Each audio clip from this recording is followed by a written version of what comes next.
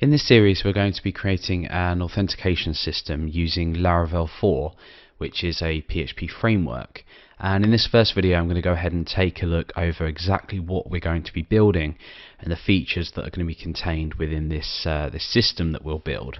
So let's go ahead and take a look. At the moment this is my navigation system. Everything's very basic, but all the functionality is here, and we have a signifier on the home page which says you are not signed in, because I am not signed in.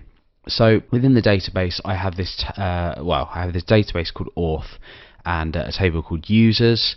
That's the only table we'll be dealing with here, but there are currently no records in here, so there are no users within this application at the moment. So I'm going to go ahead and create an account. What this is going to do is it's going to email me to actually validate my account. So there is email validation here, and I've set this up just using SMTP email, so it's extremely easy to configure, with your SMTP server. So we'll obviously get to that later when we build it. But I'm going to go ahead and register just with credentials. Everything here is validated, so if I go ahead and type in something that doesn't look quite valid, it'll give me errors back, so the email format is invalid. These are also unique fields as well, so as part of the validation it will check whether these actually exist as well. And obviously we've got things like the password fields. These also have to match, and it's extremely easy to do validation within Laravel. So let's go ahead and actually register a user and head on over to my email client so I can actually validate my account or activate my account. So your account has been created. We've sent you an email to activate your account. You can see here that I've got one email in my inbox. That's just from this app called Auth and with my email address.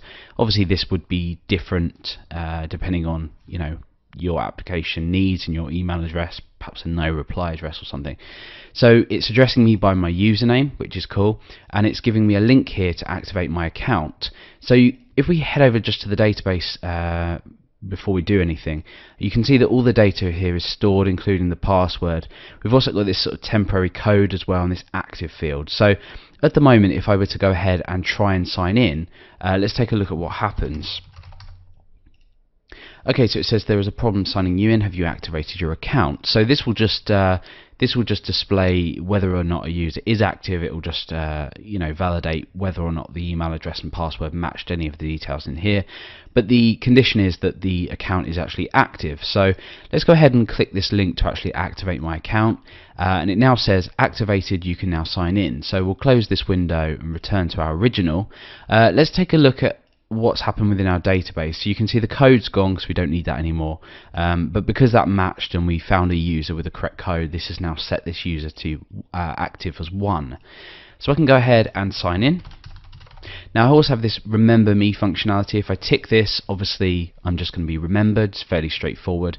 Now that I'm signed in, it's addressing me by my username, so it's saying you are signed in Alex, and I can do things like change my password, so I can create an old password here. Again, all of this is validated, extremely easy to do. What I can also do is, whether I'm signed in or signed out, I can go ahead and I can access my user profile. Now all this is doing at the moment is outputting my username, but you could output any information that you actually want to store about relating to a user. So obviously we have sign out functionality, which is fairly useful, and that's terminating my session. If I were to come back a day later, I'd still be logged in because I'd checked remember me when I signed in. Okay, so the last thing to really go over is the forgot password functionality.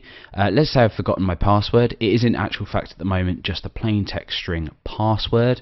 So when I go ahead and enter my email address, or for example enter an email address that isn't correct, it will tell me. And obviously if the email can't be found, it will also warn as well. So if I go ahead and request a new password, what that's going to do is it's going to send me a new password by email. So if I go back to my inbox, I've got a new email here, your new password, and it says here it looks like you've requested a new password. You'll need to use the following link to activate it. So I can go ahead and copy the new password onto my clipboard just so I've got it ready to go. I'm going to go ahead and click this to activate it. Your account has been recovered and you can sign in with your new password. So everything's temporarily stored in this password temp. We didn't catch it before I activated my new password, but you just saw there my password has now changed. So I can go ahead and sign in now with my email address, and I'll just paste this new password in, click sign in, and I'm signed in. So if I wanted to change that temporary password back to a password that I hopefully can remember, I can go ahead and enter my new password and my new password again, hit change password, and I can go in and sign in with that again. So all of the functionality here would be appropriate for a authentication system in most respects.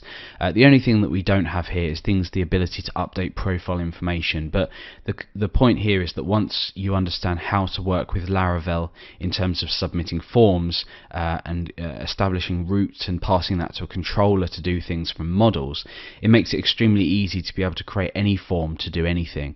So in this video we're going to be learning, or this series, we're going to be learning how we build routes, controllers, views, how we send email, how we do all of these cool things in Laravel that are actually fairly easy to do.